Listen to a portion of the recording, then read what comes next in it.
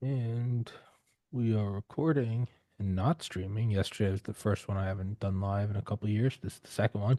Thursday, February 20th, 2025 at 12:41 p.m. Eastern Time with Mr. Matt Cubbler, who I got put in touch with through Dale Comstock, who was Dale first came on here episode 50, so he's like one of the OGs. Um, but really to talk about all shit under the sun, and it does make me think. I always quote one of the many quotes from Dale's, but from my as someone who didn't serve, like, yeah, I've gone shooting a handful of times, a biology degree. It's always funny because one time Dale was on here, he's like, you know how like Navy SEALs are pussies, and I was like, Dale, I don't feel comfortable saying like you can because you're in Delta. I don't feel comfortable saying that about anyone. But he's like, you know how Navy SEALs are kind of like cucks, and I'm like, yes, for you, but I can't, dude. I can't comment on that shit. So, um, but yeah, I mean that's kind of, but I guess that's sort of the vibe we're going with this is Navy SEALs are pussies, so and of course they could kill me at any time, but whatever. But yeah, man, I'm just gonna hand it over to you. And you had or have a podcast that's in the description if anyone wants to go check it out. I think you said you don't do it anymore, but it's still there. Anyone wants to go check it out. And aside from that, dude, I'm gonna hand it over to you. Introduce yourself and I just take it appreciate it. over. First of all, thank you to Dale. Dale's a good dude, good buddy of mine. He's the only he's the only person Chuck Norris is afraid of. I love that man. I love that He, man. he is he's the real deal. And I've in the world I'm in now with investigating SEAL corruption, and I got a lot of people that I talk to about that. And he's one of the ones I call and say, hey, do you know this guy? Do you know this guy? Do you know this guy? Because he's a guy that knows everybody. Yeah, And so he's one of the few people in the market space, the influencer market space from special operations that actually did everything he said he did. everything. Yeah. It's not, I mean, there's a lot of everybody, fluffs up their resume some, right? He doesn't. He's literally the American badass, It right? really, it So, really, you can find fucking like grainy video of him on some of these like Dale did everything. He really, yeah, and that's how you know it's legit is because Dale's not out there pushing his, 18th book. And you go talk to him, you're like, this guy was in Delta at what age? He was in Ground Branch at what? You're like, wait, youngest ever, yeah. yeah, no, and that's how you know he's legit is like, he is the guy that like Chuck Norris is afraid of. Like he is the quiet professional of like the meme that should be like, oh, he's DevGru. Like, no, dude, this is Dale. This is the guy that DevGru calls. Yeah. Like, yeah, yeah, right. He's It's like, we got some really, really weird shit that we got to do. Who's on our top of our list? Well, we'll I guess call we'll call Dale. Dale. Yeah, we'll call Dale. And it helps me a lot. He was on my podcast. That's how we met, and we just formed a friendship. And we have a lot of mutual friends. When I was in the Air Marshals, Delta Force was our primary ex Delta guys were our primary instructors. Each office had a Delta guy assigned to it, so we did all our training within the office with a Delta guy, and so I got to know a lot of guys and a lot of mutual friends. And Dale's been great for me as far as making introductions like this. Hmm. I don't have to prove myself to Dale.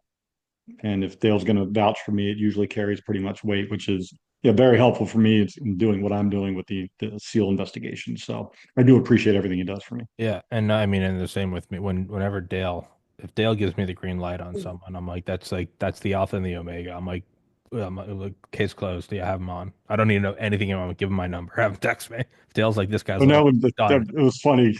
And that's very true. I can tell that's true because when you texted me when I texted you to see if we're still good, you're like, what is it we're going to be talking about?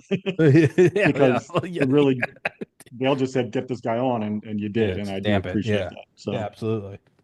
So just to give your listeners a little background on me, um, I'm a retired cop. I was a cop for 30 years. Um, I was an air marshal after 9/11, one of the first wave of hires, for about 4 years, a little over 4 years. And yeah, I've done a lot, SWAT instructor, all that kind of stuff in law enforcement. I pretty much ran the gamut on different roles within law enforcement. And prior to being a cop, I was Army Intel active duty.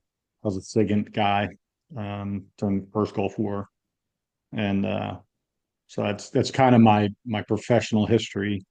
Um, why I'm here today, because we're not here to talk about me, the air marshal. We're here to talk about something a little bit bigger and more exciting and a little bit more salacious is the history of corruption within the Navy SEALs. And I'm gonna actually you make know, a note because an air marshal episode would be kind of fucking dope. I'm gonna it'd be make boring as dick, dude. I'm not Dude, gonna lie to you. I don't care. It's hey, It was the for better worst or job ever. worse, the glory of having my own podcast. There's no board of Tommy's podcast. There's no producers.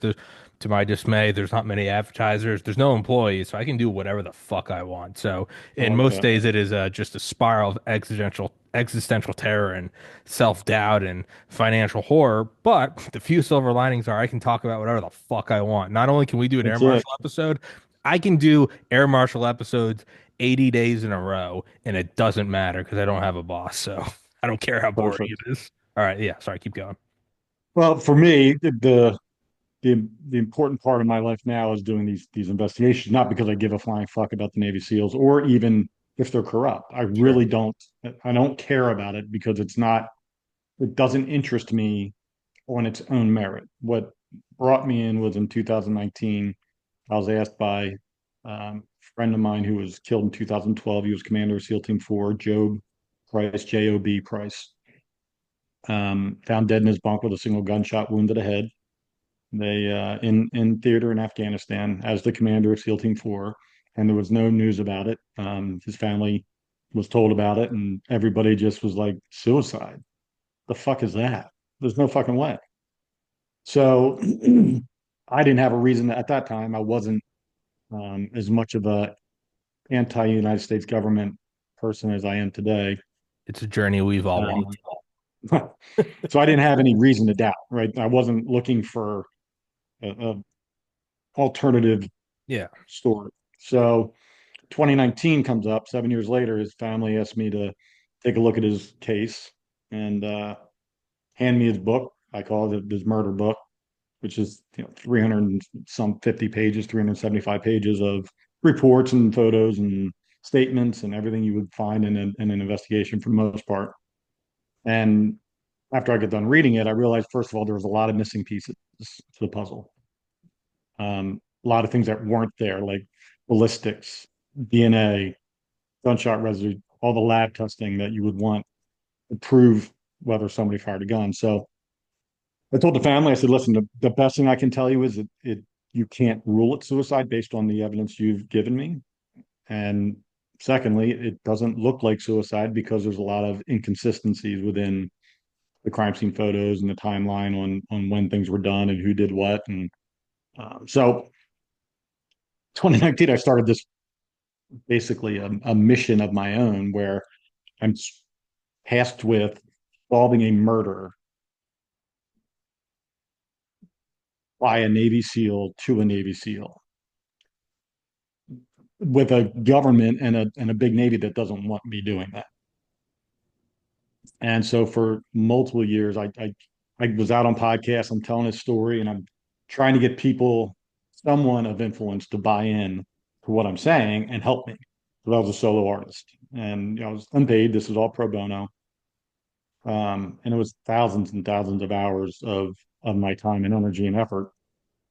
Got a lot of sources cultivated over the years. Had a lot of people tell me they believed Job was murdered.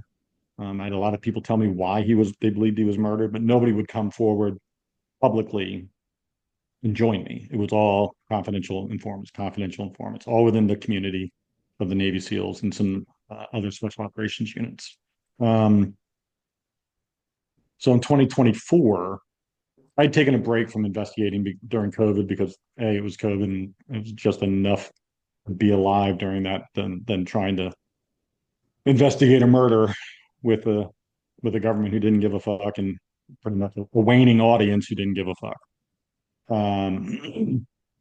A buddy of mine, Jeremy Sladen, who was the host of the Jay Slay USA podcast, um, asked me if I wanted to interview Rob O'Neill on his show. And Rob O'Neill, for those that don't know, is former SEAL Team 6 guy who has self-claimed that he killed bin Laden. And I will also quote the great Dale Comstock he years hates, ago he saying, does not like Rob. well, not only that, he go, I can tell you without telling you that faggot did not kill Osama bin Laden. That Do you like sounds would if exactly, anyone else ever says that, you'd be like, oh, fuck off. And you hear Dale say it, you're like, damn, that's that's probably true. And then it's and then the following crisis of fuck. Like if that's Right. not pull one thread, why would they lie? Well, you'd only lie about something that egregious if and then the whole And when this show's over, if we have the time to get it all in today, you'll see how all those threads connect and how pulling on one is unraveling it all. And that's yeah. kind of what happened in 2024.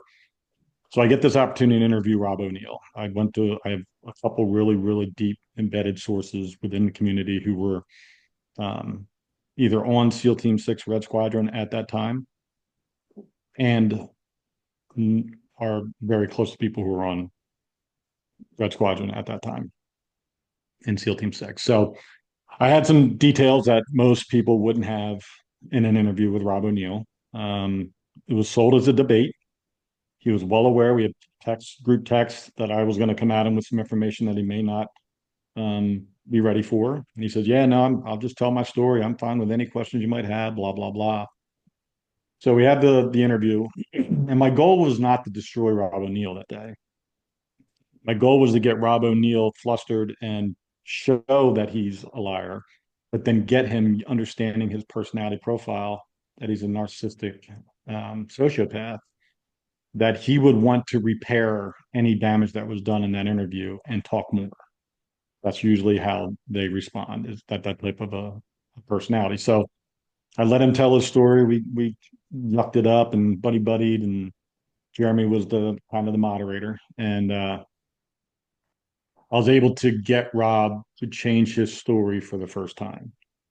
So when Rob tells his story about when they're in the house and they're going from the first level to the second level, the point man speaks in two different languages of Arab, two different dialects of Arabic, saying Khalid, Khalid, Khalid. and Khalid, his son, pops his head over the banister and he gets whacked.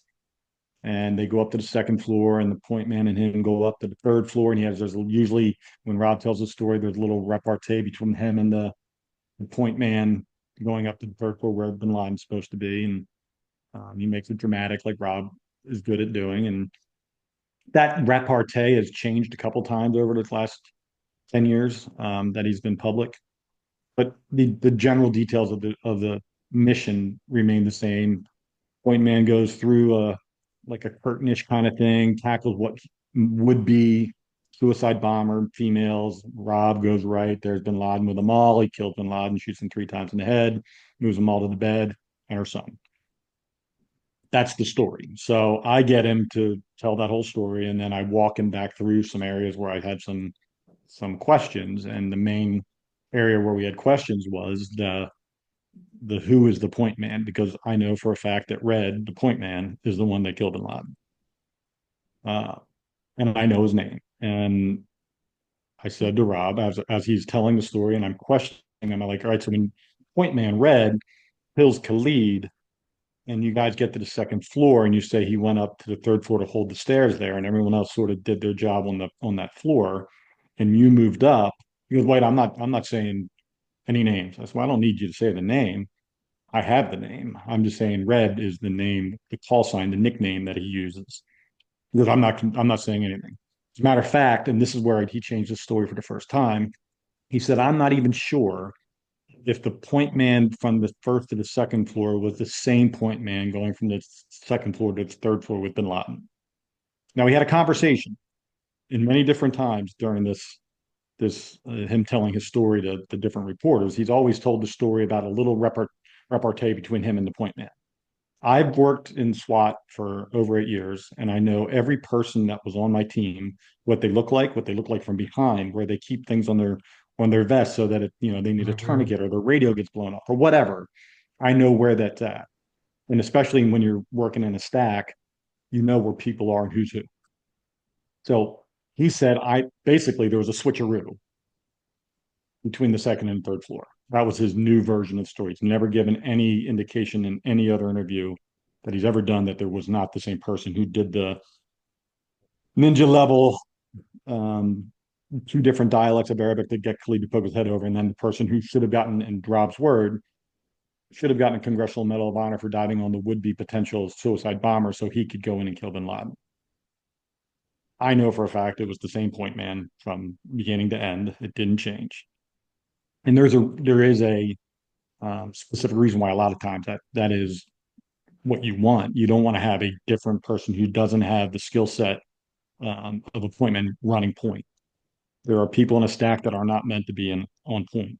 Don't Could be a change height up the thing. winning formation in the Super Right, Bowl. Just exactly. fucking So then I asked him because he talks about how the mall was shot. And I had said to him before, he had said in multiple interviews, and I know this to be true, that Point Man had fired a couple rounds up the stairway from second to the third floor. And when anybody would ever ask him about that, he goes, "Oh, that's his story to tell," which is the typical cop out of most special operators. Is they don't want to tell another person's story, they say, which is their way of not confirming or denying anything and avoiding to have a conversation. So um, I asked him, I said, here's my problem is that if you look at the Matt Bissonnette story, the Mark Owens book, can't remember the name of his book, but the one that he wrote, he was a SEAL Team 6 guy. His name Matt Bissonnette, the real name, but he went under ghostwriter name of or pseudonym of Mark Owen. He wrote the first book saying that he was part of the killing of Bin Laden.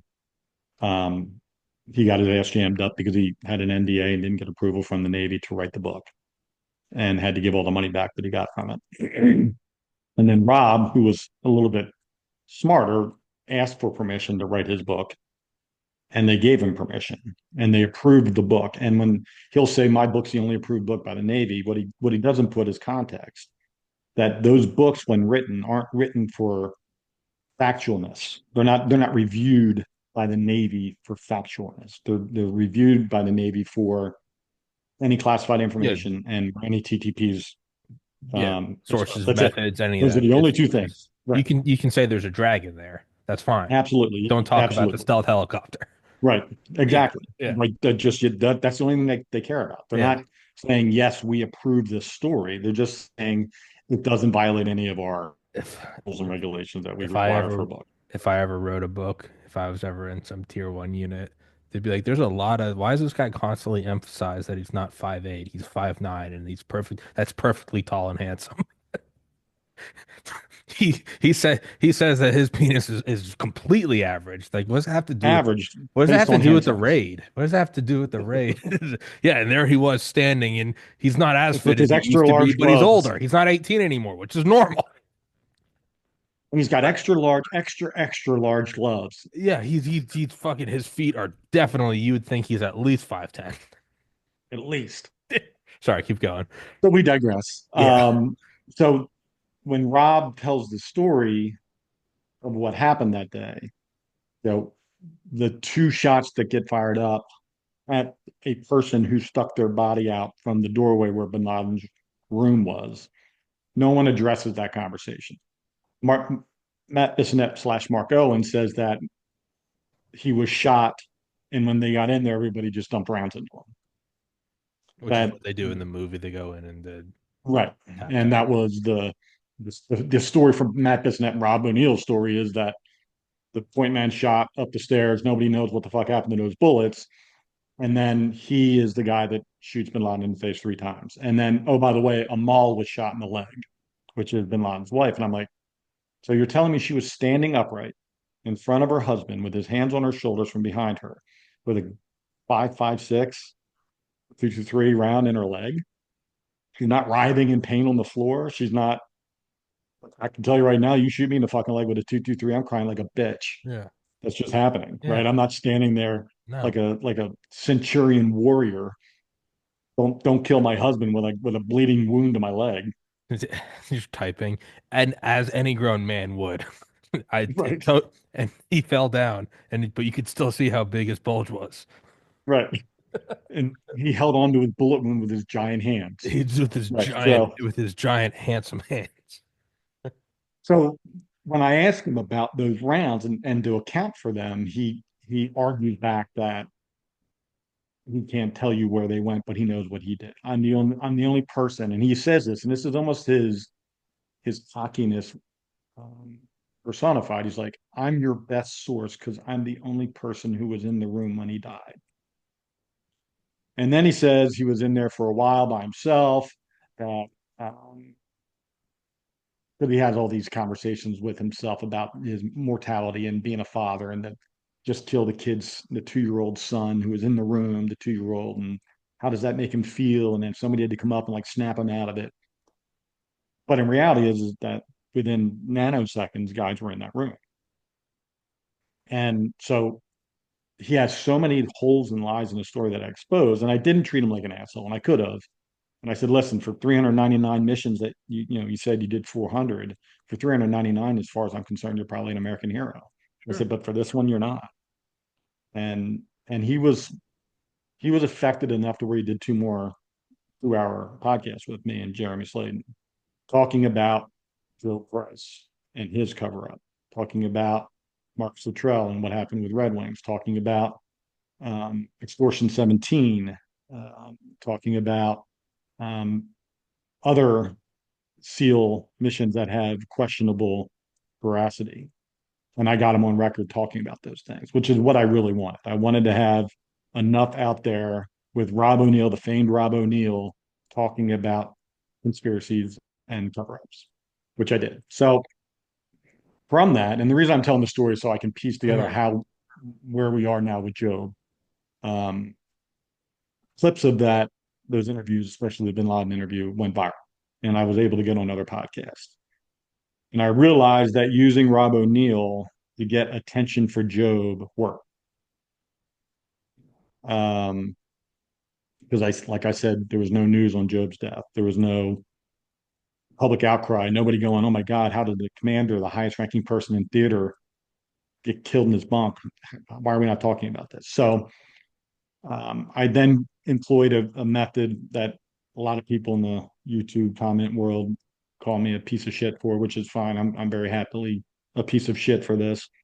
I went after Marcus Luttrell, Jocko Willing, Chris Kyle, Sean Ryan um, on podcasts and put out enough salacious details, truth, all factual, about them that could be used as um, reels or whatever they wanted Mhm. to do with them, and those then went viral, and then it brought people to the podcast to learn more about Job. So up until this point in time, it was Matt Cubbler and Matt Cubbler alone who was fighting for Joe Price. My expertise is not forensics. I'm a beat cop. I did some drug investigations. I was a SWAT guy. I'm an analyst. I understand what doesn't look right as a cop, but I didn't necessarily know every detail as to why it wasn't right forensically. So people were watching these podcasts and forensic experts watching, and I was in the military law enforcement realm podcasts. So people in the forensics world would, if they were podcast fans, would watch these podcasts. So I got 5 different forensic experts to reach out to me, and they all asked, they said what I'm explaining sounds like a cover up, like a stage scene. Would I mind sending them the information? So I verified who they were and got their credentials, and then I sent them everything, and every single one of them came back with Job was murdered. So my gut, my ability to be critically thinking and use all the skills that I've had over 30 years, 35 years in law enforcement and military, I knew what I knew. I just didn't know how and why it was what it was. So now I know that. And now I know it's no longer Matt Kubler trying to fight for Joe Price. And I don't have to prove that he was murdered now to the public. I don't have to get public opinion on my side. Mhm. I have forensic experts who have agreed to testify to what they found if I ever get a venue for Joe. And then also from that, I got contacted by a documentary film company, and we signed a development deal to do a documentary film on widespread sealed corruption. In addition, with Joe Price being a very big part of it, but um, being able to make a film, and this is Oscar winning and Oscar nominated, Emmy winning director and producer. So it's not a 23-year-old who went to film school trying to make a film. These are people that have made Netflix films, Amazon, Hulu, CNN, you name it. And they believe everything. And they have their own experts that they've used who have confirmed what the people that reached out to me have confirmed. So everything is coming full circle for Job. Now it's just a matter of getting the story out there, getting the movie made, exposing the corruption within the SEALs, and we'll get deeper into that here in a second. Um, but it also is validation for me that the almost 6 years that I put into this on my own was worth it. Because I'm not gonna lie to you, there were days where I was like, "This is fucking retarded. Why are you What am putting I this doing? much Yeah, effort what am into I something?" doing? Yeah, And Job wasn't even like we were high school classmates, but we weren't friends. sure. We were friendly, but we weren't friends. I didn't hang out with him or anything like Isn't that. some So, vendetta where this is your twin right, brother? yeah, I'm not. Yeah, Shit, I don't. like I don't have that. There was the only motivation I have is the fact that I'm a pit bull when it comes to once I go all in, I'm all in. And then B, Job's dad um, was a very, very, very good man, and he died in April. And he had cancer, terminal cancer for a while, and so I kind of knew the end was coming for him, and I sure, really pushed hard to try to get some it closure. solved. Yeah, Um, and we got close. We got close enough for him to know that it's going to be exposed. yeah, which is But an incredible gift for someone at the end of their life. yeah, and I wanted that for him. So Sure. now it's just me and Job's sister. Job's wife, unfortunately, is not part of the equation. She's kind of become Switzerland. Um, she's chosen to not pick a side, um, and that's her choice. But she's not helping, you know, Sure. move things forward. That's for sure. And so it's just me and Job's sister, and I'm very excited for where we're at. And again, I led with I don't give a fuck about the SEALs and their corruption, and I really don't. But I care about Job's case, and if that requires me to be more involved in investigating SEAL corruption as a whole to bring that case to justice, then that's what I'll do because that's the avenue that's presented for me. Mhm. Right? Um, it's the best current situation that I can be in to achieve a goal of getting Job's case ruled a murder and not suicide. Mhm. Because I mean, there's a gigantic perception difference, right? He had 19 and a half years Absolutely. as a SEAL officer and worked his way up to be the commander of SEAL Team 4. And then all of a sudden, a little bit of bad shit happens and he just can't take it and whacks himself. Yeah, no, those aren't slightly different perceptions. It's one thing if the suicide was ruled like an accident. That's like, oh, well, it wasn't. Okay, let me speak as somebody who 11 years ago lost my older brother to suicide. It's Oh, very I'm so different. sorry. It's Yeah. very, thank you, but it's very different from, and I have a friend who recently lost a brother to suicide, and I was talking to them a couple months ago, and I was like, yeah, hey, it's gonna really fuck with you because it wasn't. If somebody killed them, you can focus anger. If they Hmm. died in an accident, car crash, drunk driver, there's still sort of you go, fuck, it's the roll of the dice. When it's suicide, it's an entirely different paradigm. Shame. There's a Yeah, shame involved with it. it's anger, and then it's also guilt. You go, what did I do? Was I a good Right. brother? How many, but and then you can go down, and I've done that on a zillion different shows. But my point is like less worse than suicide, but still bad is an accident, and then, and I guess in warfare you could say, or KIA, an entirely different animal is someone murdered them. Because now that you go, well, what the? Then you go, well, his life was cut short. So you get angry, and then you go, and then that person did it, and then you go, well, then why did they do it? And then yeah, it's not inconsequential that he's that he's a captain of a SEAL team, and it's a completely different pair. If 3,000 people die in Hurricane Katrina, it's a tragedy, and you can be angry at government bureaucracy. If 3,000 people die in 9/11, it results in a global reordering. It's Right. there is a different. It's not all deaths are equal. Unfortunately, it's just what it is. And not to so like awkwardly take a horrible break. I gotta piss. I do this every show. Tell everyone where to Do your find your thing, bro. show, where your social Because I'm media is, about to Twitter. bang out the Job details, so Uh, we need to have you unfilled with piss in All order to have right. that. Well, hey, I'm gonna go piss. You tell everyone where to find your podcast or your socials or All whatever right. the fuck. Anybody that's trying to find out more about me, you can find my YouTube channel is at Matt Kubler, Mattcubbler. I've been on the Anti-Hero podcast.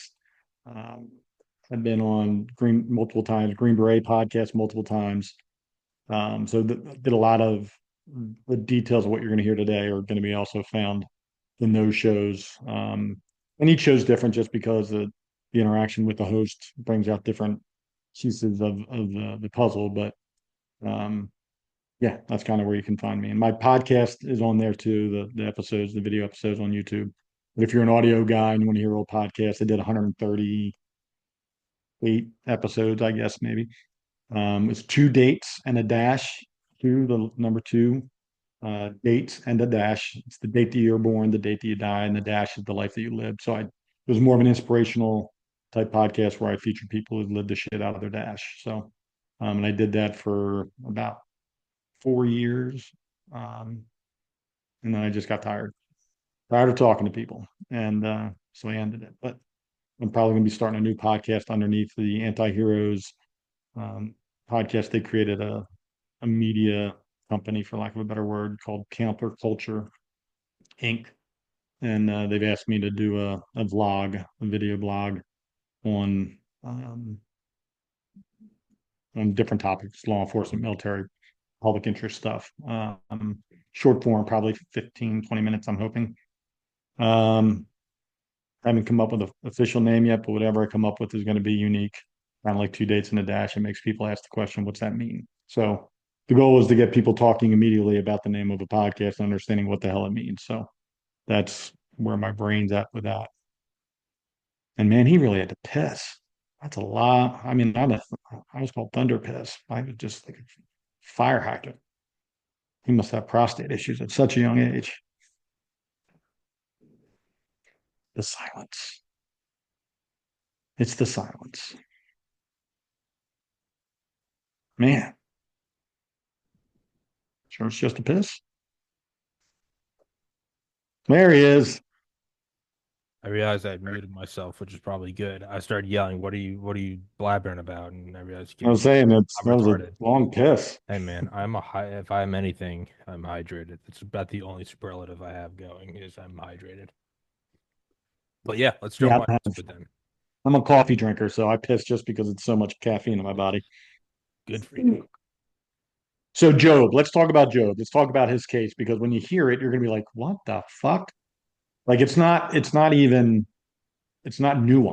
It's so blatantly inept that it has to be criminal, right? It can't be that dumb.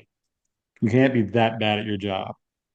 So Job was found dead in his bunk in the morning, around 9:30 in the morning on the 22nd of December, 2012. Where his bunk was in the same building where the command staff offices are. They call it a green mile, which is a military structure that's concrete and metal, and it's a very echoey type environment. We'll lead with that. So the night before, and leading up to this, Job had been struggling with a little bit of a depression and just anxiety because of lost a couple guys in ambushes, and a couple special forces guys died, and he had been apparently struggling with that, which is normal. Um, second guessing yourself as a commander, and was the mission right, and was the operation planned out right, and all that kind of stuff. I'm sure went through his head. Um, but nothing crazy. Like nobody said, "Oh, we thought he was suicidal." There's no indications of that. So he goes to bed around 11:45. Is the last time anybody saw him. The same person that saw him last, the command master chief, was the first person to find him in the morning. Um, his room was unlocked. He was found in his bunk, in his sleeping bag, with his chest exposed, lying on his back with a bullet hole from the right side to the left, holding his SIG 226 across his chest like this. Um, his pillow was in the crook of his left arm like this, um, and blood was everywhere. So immediately, the first thing I look at when I'm looking at any crime scene photos is the resting spot is not how the It should be the there. event happened, right? It's there's a well, where was he when he pulled the trigger in relation to where he ended up, and how does somebody end up based on gravity, based on the recoil of the gun, all different factors will play into what's behind him. Is there a wall behind him? Is like there's just so many things. So I started looking at the crime scene photos. It didn't immediately add up how he got to where he was. After reading the report from the NCIS agent, I was like, okay, he definitely was on his left side. He definitely was shot right to left. The bullet went through both sides of his temple, went through the pillow, went through the mattress, hit the frame, ricocheted, whatever. Okay. Still didn't get me to the point of where he was found. I still couldn't get to the point why he was still holding the gun, why the finger was still in the trigger, but he wasn't holding the gun in the full grip mode. It was more the bottom of the barrel of the frame in his hand with his finger on the trigger. So then I started to look at okay, um, crime scene security, like who had access to the room, who did what. When they found him that morning, they went and got the XO. The XO came and said, "Oh my God, he's dead." The NCIS agent just happened to be Jesse Boggs, just happened to be in the building. They went and grabbed him. He's like, "Yep, we got a problem." They go get the medical person. The medical person declares him dead, and then from that moment is when the fuckery happens. So you think, and you're not a cop, but you've done enough interviews with law enforcement, I'm sure, and people that have told you about some scene or like that. What do you think is the first responsibility of a law enforcement officer at a crime scene? Immediately start taking pictures. I mean, I get maybe simultaneity, take pictures while telling everyone to get the fuck out. So securing it, right? Securing the Freeze, crime scene. freeze frame. Yep. So when you say freeze frame, do you think that means you as the person? So we always call it you catch it, you keep it, right? So if you're the first officer on scene, that's your scene until relieved by somebody with more rank Yeah, or experience, no one right? touch anything. Don't touch. Don't get your fingerprints on anything. Don't fucking your hair. Nothing. I don't know. Note the time. Yeah, secure the crime Yep. scene and take a picture with whatever you have before professionals get there. Right. So the NCIS is a professional, which supposedly is true. He didn't do any of those things. He locked the door and gave the key to the last guy to see him alive, the first guy to see him dead, and said, "I'll be back. Don't go anywhere." That would be acceptable for someone like me who has no who made you just what the fuck, Right. but Yeah, not people not a on a base seasoned with seals. an officer, a SEAL Sure. off a NCIS officer. Yeah. Gave an order to an enlisted SEAL, do not go in here. Um, Completely against every law enforcement 101 crime scene rules. You don't leave a crime scene uh, unsecured by someone who's not law enforcement, right? So, how long do you think it would have taken for them to come back? A reasonable amount of time to come back and start investigating? Fucking 30 seconds. No, 9 hours. Jesus. 9 hours before they came back. So it was 7 p.m. by the time they got back and started processing the crime scene. Now, anything the first major red flag as an investigator for any type of potential impropriety is the crime scene being manipulated or the potential of that crime scene being manipulated. In the same way that if it say they immediately thought it was murder and not a suicide, if you left that crime scene unattended, every piece of that crime scene would be considered tainted Mm-hmm. and would not be admissible in court. Mm-hmm. Period. Mm-hmm. There's no chain of custody. There's no nothing. It's a 9 hour gap with a dead body and a crime scene. So that's There's more security on my DoorDash order. If you order, let's say right. Subway, It's I'll get a big Subway. problem. They'll it's in the Subway bag, and then inside that they'll put it inside a brown DoorDash bag, and then they staple that, and your receipt is on the outside of that. So your driver, if there's something It's wrong with like it, it's it like wasn't tape, them. right? It's And like that's crime with scene tape, DoorDash. right? Imagine law enforcement and the Yeah, highest ranking yeah, person in that team So dead. there's no reasonable rational this and what you and I No, are saying isn't hysteria. It is immediately you go something's up. something's up. Um, the the statements that I read all looked very coached.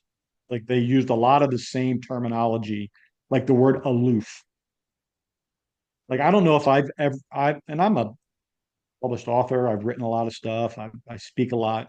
I don't know if I've ever used aloof in a sentence in my life, outside of like reading it. I don't think It's I learned it before like a year or two ago. how many Navy SEALs do you think would put aloof in their statement? Well, No, you I've only find ever out heard quite a aloof few. talking about a trust fund father. No, a trust fund kid talking about dad was kind of aloof. He grew up with Right. nannies. I had to look it up because I felt uncultured and retarded. Well, imagine how smart these Navy SEALs must be to put that in their statement about Job's behavior prior to his death. So they're the only evidence, and I'll preface this as if this is a provable fact. The only evidence, and it is circumstantial at best, that they had that Job killed himself was that he was depressed. And I tell people all the time, I know many people who are both emotionally depressed because of an incident and clinically depressed because of chemical imbalance who are still alive today. So it's not a direct correlation between depression and suicide. There just is none. It is a factor if you're trying to prove if somebody killed suicide and you have the evidence to prove it. You're like, oh, yeah, well, he was depressed. Well, that makes sense then. But you can't go, he was depressed. He's dead with a gun in his hand and a bullet. It must have been suicide. That's what they wanted us to think. That's what they set the scene up to look like. But the evidence, the forensic evidence, wound up being their downfall. But I'll go back to the fuck ups of NCIS and the Navy SEALs for a little bit. So they process the crime scene, they take photos, they do measurements, they do all of that. And I have to assume that the crime scene was fucked with because it was left unsecure for 9 hours. So anything in that room could have been added or removed. I do know that they removed a lot of stuff out of Job's room and burned it prior to NCIS coming back. I know that Job had Valium and antihistamines and tramadol in his system, but was not prescribed any of those things. There was no medical record with the doctor on base at the fob showing that he was prescribed them. All there was a bags of pills on a dresser with the names of it, and that's how do I know that those weren't planted there? How do I know? You know what I'm saying? Like there's how do I know any of this stuff is actually how it happened? So, Devil's advocate, I've taken all when I was super depressed after my brother died. I've taken all those things on and off prescription just for mhm. the sake of devil's advocate. If I've taken things that I absolutely did not have prescriptions to, just But for the in that sake in that of environment, for the right? sake of But a you only fair have so many places discussion. you can get Valium, right? What? When you're in Yeah, the that middle of is true. nowhere in a You're in a valley in forward operating. I Afghanistan, guess that is a right? fair. That is that. Yeah, that's yeah. Forget about that. Yeah, So you only have so many wasn't people that on a could college provide that for you, campus. Yeah, he wasn't near a right? frat Yeah, house. All right, right. fair enough. So after they're done, um, the NCI agent tells the same guy that saw him alive last, that found him dead in the morning and had control over the scene for 9 hours. When the medical people come to remove his body, nobody is to touch his body and fuck with him. And I don't know why. It reminds me of A Few Good Men with Private Santiago's uh, wall locker, right? If he always follows every order, why is his wall locker still Hmm. perfectly in line? Why was he not packed for this flight he was supposed to be on the next morning, right? Hmm. So why do you have to tell a Navy SEAL not to fuck with a body that would you just bag the hands? They did everything they were supposed to do as far as preserving any DNA under the nails or gunshot residue on his hands, not to fuck with them. I don't know. What happens? They fuck with him. They go to the tent, the medical tent, and they are seen removing the bags from his hands, washing and scrubbing his entire body, and then dressing him in his battle fatigues with a watch cap, and then rebagging his hands.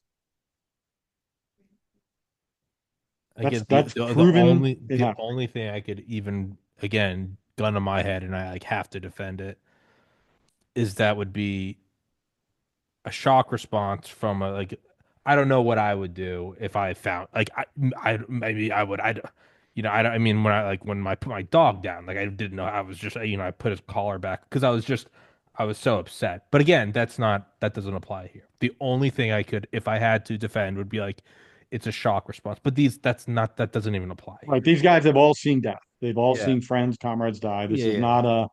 This is not a 4-year-old walks in and finds daddy dead in the bed, right? It's not the Saving These are Private Ryan. You go over and pick up your hand because it's just like right, yeah. you're just you're completely dissociated.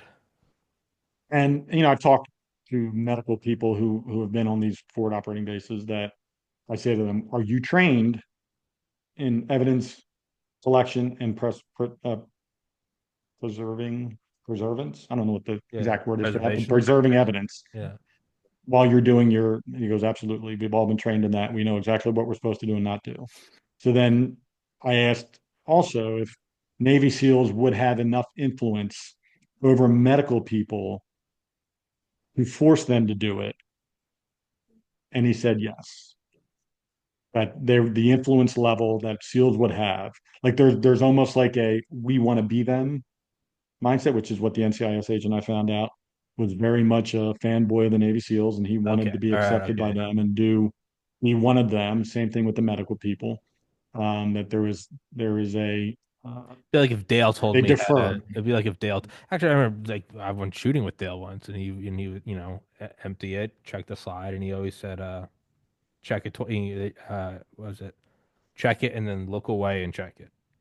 And I Mhm. always think that's just whenever I do it with my pistol, I'm always like, it's weird, but I'm like, if Dale fucking Comstock told me to do it, I'm like, all right, so you Well, check I'm it, gonna fucking do it. look at the mouse. There's the mouse. Check it. Just whatever. Dale knows something I don't. Your eyes readjust. Whatever. 100%. So we now have, the destruction of evidence, and in the grand picture of the murder. Now we're looking at we now know there's a murder. The grand picture of the murder, if you go back and you reopen Job's case, and this isn't anything that I'm hurting myself or Job's case over. The realities are the realities. Is that in order to prove who did it, you would need to have fingerprints, you need to have DNA, you would need to have some sort of a laboratory test connection between suspect and victim, absent a confession or absent an eyewitness. Those are the things that you use to tie people to crimes. Well, they just destroyed all of that. They removed all of that. So now there is no GSR on Job's hands, no gunshot residue. There is no DNA on his hands. There's no blood on his hands. There's no blood anywhere other than the entry wound and the exit wound, which they also cleaned up and put gauze over and tape and put his watch cap on. Um, Back to the crime scene, if you're going to do gunshot residue testing, and again, when I got the case given to me by Job's family, I didn't have GSR lab testing. I did not have DNA lab results. I did not have ballistics on the gun. And I didn't get them until the November of 2024. So 2019 to 2024, I can't tell you how many FOIA requests, but I finally got a FOIA request given back to me with answers. So, but at the time, if you were testing someone's hands for GSR, which they stated they did GSR testing, they didn't put in the notes what they tested. They said GSR testing was done, DNA was done, blah, blah, blah, blah. Where do you think you would test first for GSR?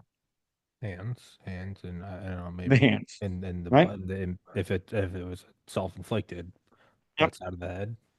Right. You want to know whether or not the gun was fired by a hand, right? Which hand Sure. fired a Yeah. gun most Yeah. recently, right? Or at least proves who fired a gun. It doesn't necessarily say it fired that gun, it just means they fired a gun. They didn't test his hands. They tested the feet and the wood plank underneath his mattress for GSR testing, GSR results. They never did his hands. Their argument is they bagged his hands so the GSR would be done at his autopsy. That's bullshit. It's layered. You always take a test from the hand so that you have the on scene results and then also the secondary results from a secondary test done at the medical examiners. That was not done correctly. The ballistics, I always figured that the gun was the gun that fired the bullet that they found in a place that no way the bullet could ever have been trajectory wise ever ended up there. And the casing that was found under his body, I kind of figured they would all match because that would be really stupid That'd be very if it hard to didn't. fuck. Yeah.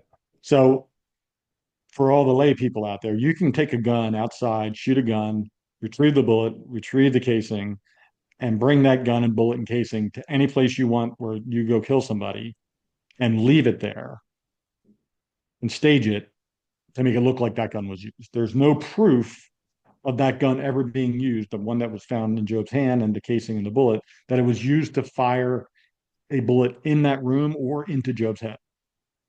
There's no Okay. proof of that because what they tested DNA for and what they did laboratory testing on with the bullet and the casing is they tested blood, which it was sitting in a pool of blood. So it would be Job's blood that it was sitting in. And they never tested the casing for any type of fingerprint because when you're putting a bullet into a magazine, you're using typically your forefinger or your thumb, and that would leave a fingerprint on the bullet. They never tested for latent fingerprints. And they never did any type of lab testing on the gun to show whether or not there was brain matter, blood, soft tissue anywhere in the barrel or on the gun itself. And then when you look at the photos of the gun, there's nothing visible on it just from the crime scene photos. And Job's hand only had a few tiny specks, the right hand that he supposedly shot himself with. There's only a couple tiny specks of blood on his hand. Um, all those things are very suspect when you're thinking about a crime scene and whether or not somebody killed themselves. But the big part is that, as I said in the beginning, he was in a Green Mile, and this was a concrete metal building. The general joke is if you're jerking off, the guy down at the end of the fucking Can the hear you. Connex can hear you, Yeah. right? It's just the way it echoes. You would think that trained operators, trained combat warriors would know what a gunshot sounds like, don't you think? 1,000%. And would it surprise you if nobody heard a gunshot the entire night? Yeah, I mean, it would either you're using some fucking CIA prototype silent gun or everyone's lying. And would it surprise you that Job's gun, if there was no confirmed report of a gunshot, that an unsuppressed and a weapon that could not be suppressed, do you believe that that gun that would be in his hand that could not be suppressed and was not suppressed would not make a large, loud report Yeah, that echoed throughout the building? no, I mean even just like the way you're talking right now, I'm just making me think of being like 7 years old as my dad's slowly illustrating that he knows we're fucking lying about, who touched the Right. remote or something. He's kind of like, yeah, we're fucked. Like, no, no, there's no, it's no, there's no And rational, reasonable fucking like be honest with me response. At this point, yeah, it's the lawyer who's saying technically you didn't see my client doing this. right. It's horseshit. And now after the forensics, and I can't give everything because it's going to be part of the movie, Sure. um, the ahas, but one of the ahas is that Job's body was moved multiple times this morning, and that the firearm was placed in his hand. And I don't have the forensic expertise to know how they know that, but I do know that they all came to the same conclusions independently without knowing each other exist, um, amongst many other inconsistencies with the crime scene itself. Um, so Job was murdered by someone who had access to that building, by someone who knew where he slept, by someone who had access to a suppressed weapon, 9 millimeter, by someone who wanted him to not be alive for a specific reason. And when you're looking at a cold case like Job's is, and you're looking at all the inconsistencies and ineptitudes and fuck ups and um, crime scene manipulation and evidence manipulation, you have to ask yourself, well, why the fuck would someone go through all of that trouble to kill their boss, one of Yeah. their brothers? then, and that's kind of where all this connective tissue for the SEAL corruption comes into play. When you think about the role of special operations, especially at the time when Job was killed, they were more in the um, trying to build up relations within the communities. Like that's what those fobs were doing. They're winning hearts and minds, right? That phrase. Mm-hmm. And they're trying to get these villagers to buy into Yeah. democracy, peace and order, whatever the goal is at that time. And there's this stuff called ASOT money, ASOT, advanced. I forget what the acronym stands for. I have it written down. But it's money that the CIA provides to these special Yeah. operations units to use for paying off mullahs, buying informants. If you kill the wrong person, paying their Yeah. family, saying "I'm sorry," right? I think there's a great picture of it's like a Chinook with some ground branch guys in it, and it's like late September '01, like the first, very Mhm. fucking first, like before even like Delta, like probably Dale. And it was like, what was the most powerful weapon? And you have some CIA officer talking about it, going, duffel bags of money. What do you think? What do you think is Yep. the quickest way to get shit done without making everyone hate you? The quickest way would be to kill everyone, but if you need help or you want good relations, the very first thing you do is you roll up with duffel bags of cash. Well, they had pallets, Yeah, no, and I've had on and it IRS was guys yeah, that yeah, were yeah. involved with like Afghanistan shit where he's like, yeah, no, pallets of like hundreds.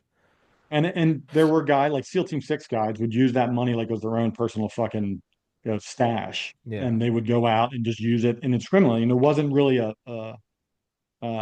oversight. tracking mechanism, right? Yeah, They would get some Afghani to sign his name to some order for that money that was used for whatever, and there you go. There's your paper trail, right? yeah. So uh, the guy, and I won't say his name because I'm still trying to flip him. Um, there are people who are in charge of that money and responsible for that money, and there are people that had access to that money consistently, and $30,000 to $40,000 went missing. And 2 days before Job was found dead, he went to the guy that he believes took it and says, "You have 48 hours to return that fucking money, or there's going to be a problem." I can put you in touch with an IRS guy who was literally involved with the bribe money for. It's not just he was like he was overseas. He was involved Right. with like these pallets. Listen, any Yeah, conversations I yeah, can have I'm gonna about make this kind of yeah, shit that maybe connects a yeah, tissue yeah. I to don't know if another he tissue, will, I'm good. but yeah, I haven't talked to him in a couple years. But yeah, So 2 days later, Job's dead. Um, Also, there was SEAL Team Two was in that area before, like Job's team replaced and relieved SEAL Team Two. Mike Hayes was the commander of SEAL Team Two. It was a horrific deployment for him. His guys were charged. Four of his guys were charged with killing an Afghan national, and with along with the Afghan local police. Um, and the Taliban took exception to it and swore, and there was radio chatter intercepted, swore that they would get retaliation or retribution against the Navy or the government, the United States government, but the Navy SEALs specifically for killing this goat herder or whatever the fuck he was. Um, Prior to Job taking over, they moved the fob from where it was to Coat, and it was about 50, 60 miles away. Not far enough to where, you know, some motivated Taliban wouldn't want to go and do some damage. And then also on these fobs were also a lot of local Afghans that they were trusting. So one of the guys got killed, Kevin Ebert, um, was killed in an ambush, and we believe that that was the retribution killing. And Job didn't know about the chatter. No one briefed him. SEAL Team Two did not relay the information they received from that chatter. So it was very much a surprise to Job that they were waiting for them, right? That the operation was compromised, most likely by one of the trusted Afghans who hmm told the Taliban, "This is where we're going on our mission," and they set up shop and killed him.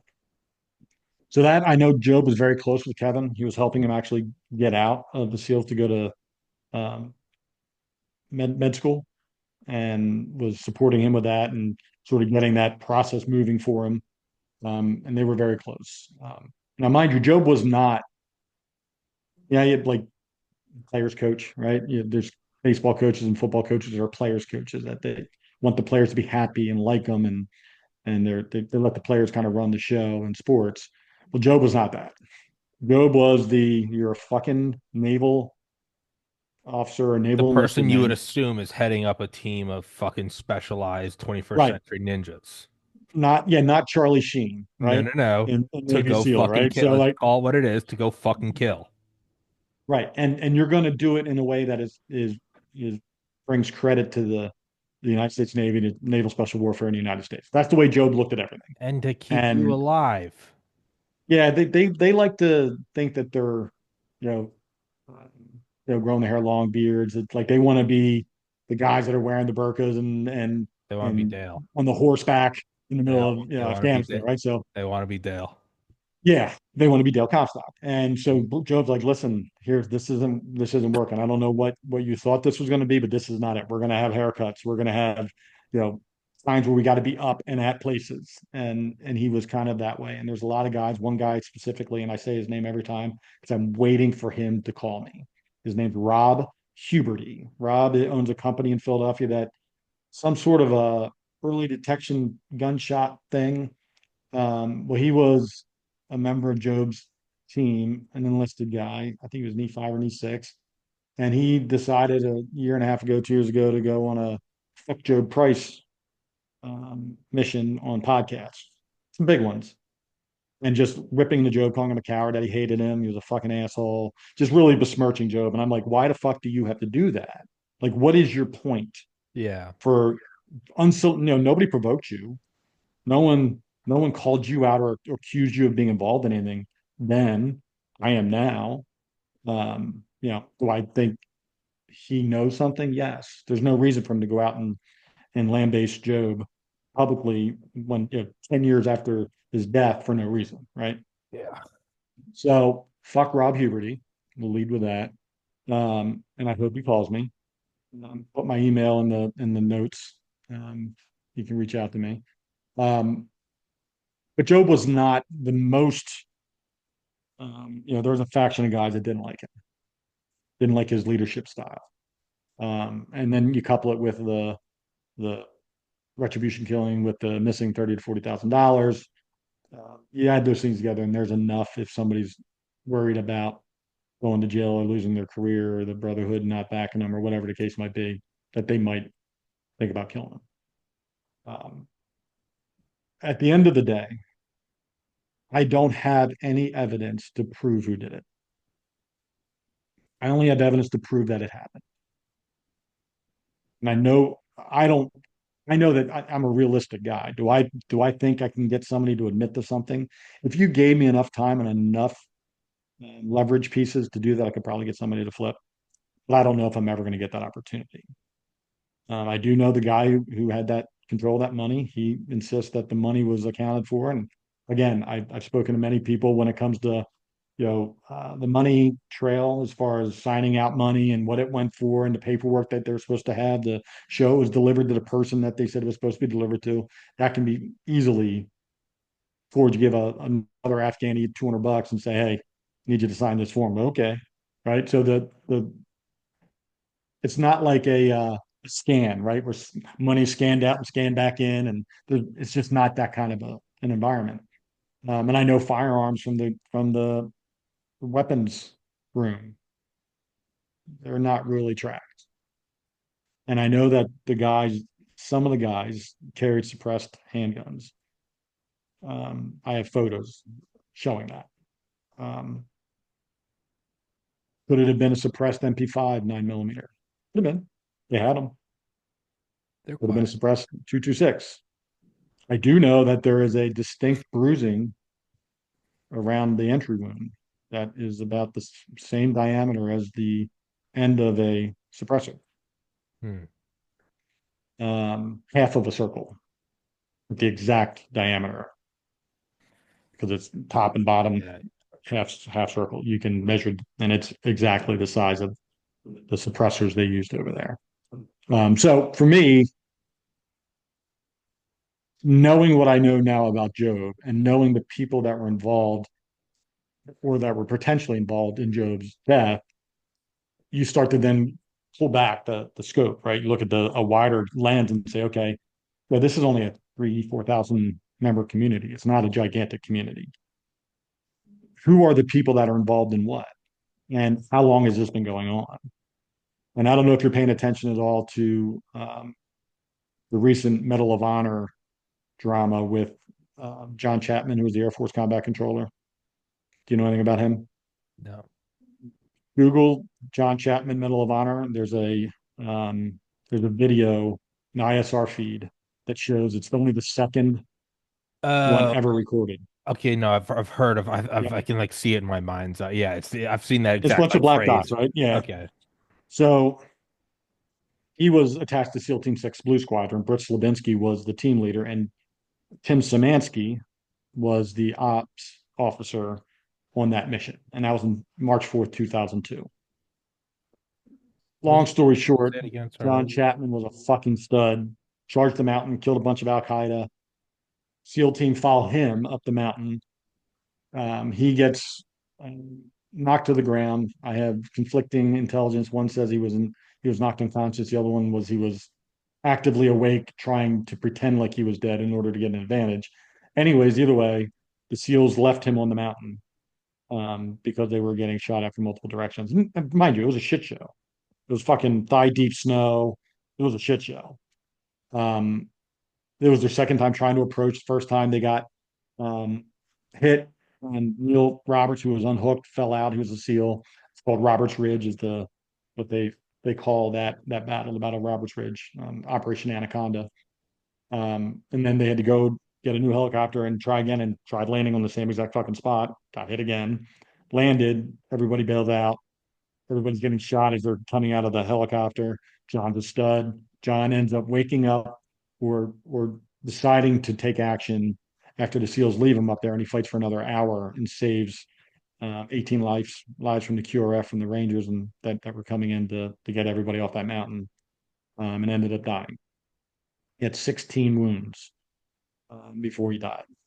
Uh, for 15 years, the SEALs had him hanging on their wall of fame, SEAL Team 6. That he saved their lives. He was a Hmm. stud. They didn't go into details. The details of what happened that day were still pretty much Rich Slabinski stormed the mountain, and John Chapman was there with him. They fought side by side, and John died.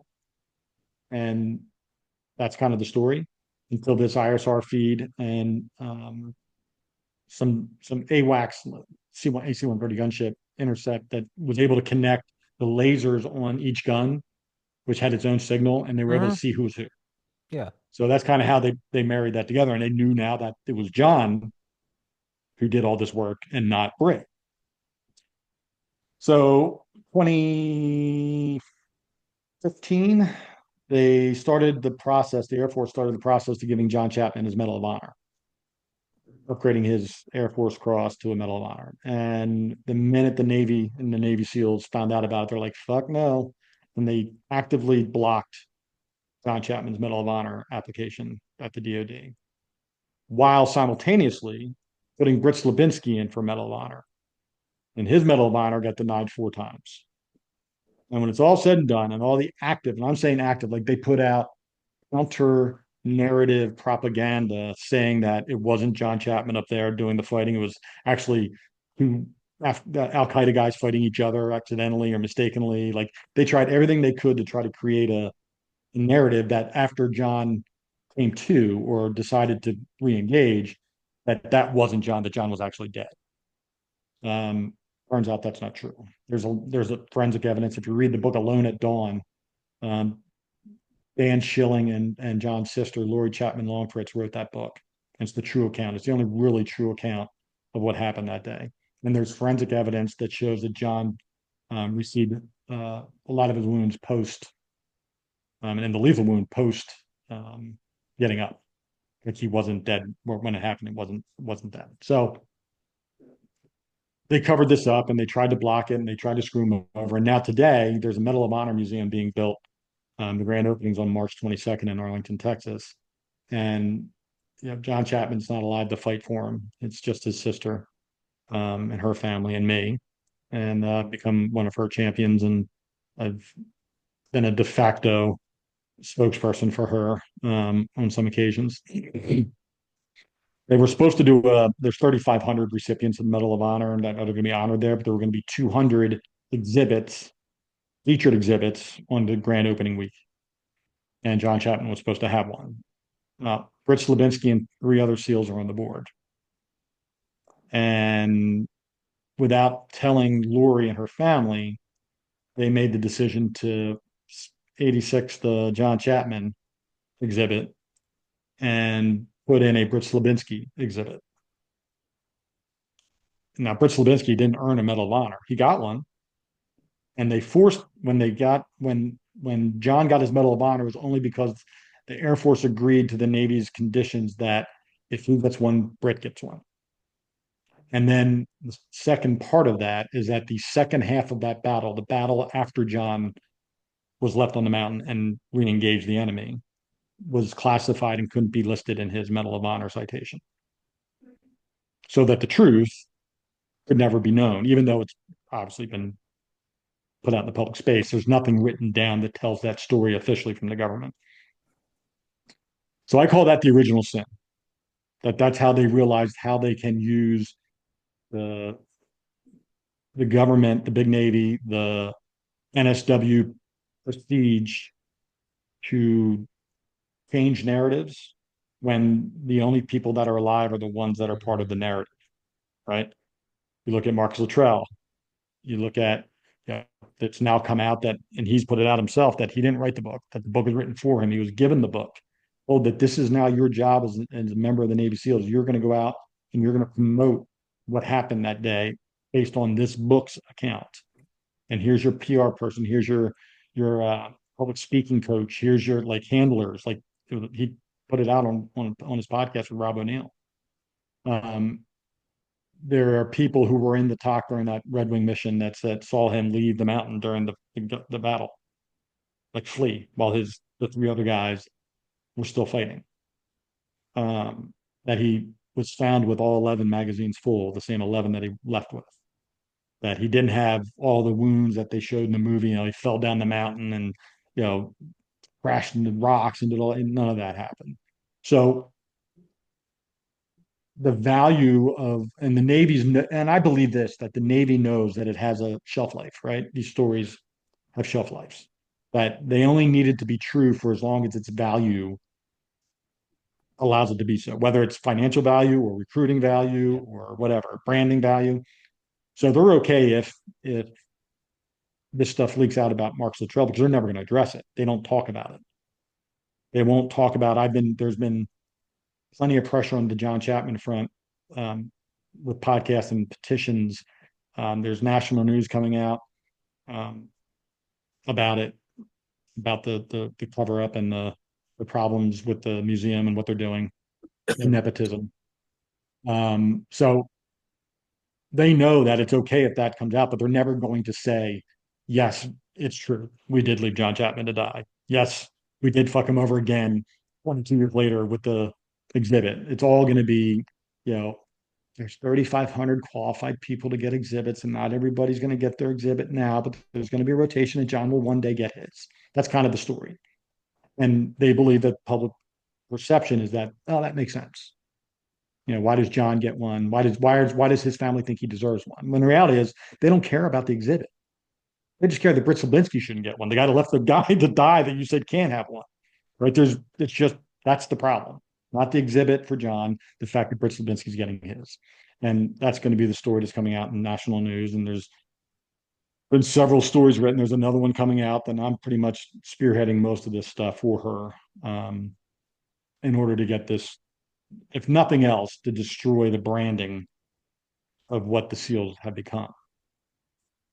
And, Mark Luttrell, we just talked about Chris Kyle, there's plenty of evidence that shows that Chris Kyle from people's comments that were there, that he was a fucking savage. Indiscriminate kills, not legit kills, like just found a taste for it and was killing innocent people. You look at Bin Laden raid, you look at Extortion 17, that was 2011, I believe, where Gold Squadron was all in one helicopter, supposedly going to rescue some Rangers, and was hit by a lucky RPG. Well, there's a lot of evidence out there that says that it wasn't an RPG, that it was a man-pad Mm. like U.S. owned Heat-seeking stinger or technology, something. Yeah. right? Yeah. So um, there's a lot of these connective tissues, and the one name that connects them all is Tim Szymanski.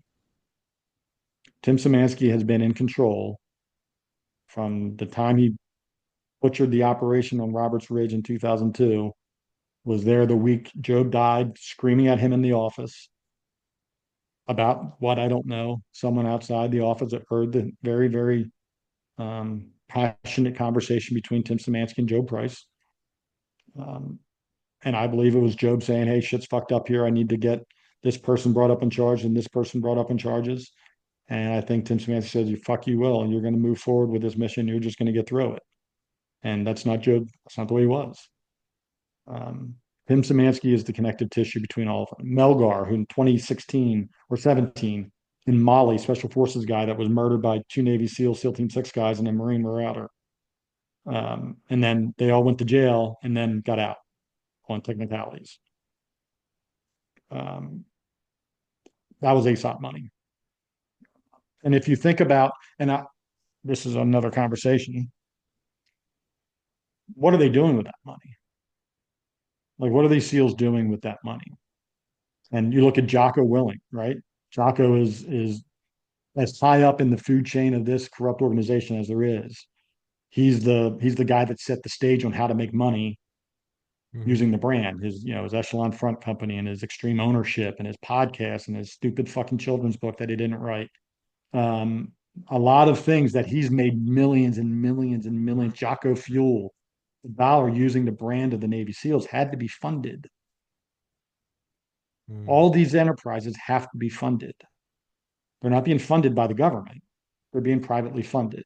Well, it's just like a natural, like a fractal spin off of the military industrial complex. Kickbacks, Yep. use the brand, you get a job, you do this while you're in, you're guaranteed a very cushy job that you have no, it's like when Hillary Clinton gets like $800,000 for speaking at, some college, and you're like, the fuck is that about? And it's she went there, and who's on the board of the college? Oh, the guy that owns Goldman Sachs, who, Right. it's which is been going, it doesn't make it right, but it's going on for well over a century. I mean, Smedley Butler, 1933, but it's just a smaller iteration of that. It's not quite Raytheon, but it's the same. I mean, in this alleged Right. hypothesis, is it's the same idea, right? It's like follow the fucking money. What do you think it is? It's we're getting paid, dipshit. Like, yeah, And it's both um, above board, I'll call it, for lack of a better word, like jitsu gyms, right? CrossFit gyms.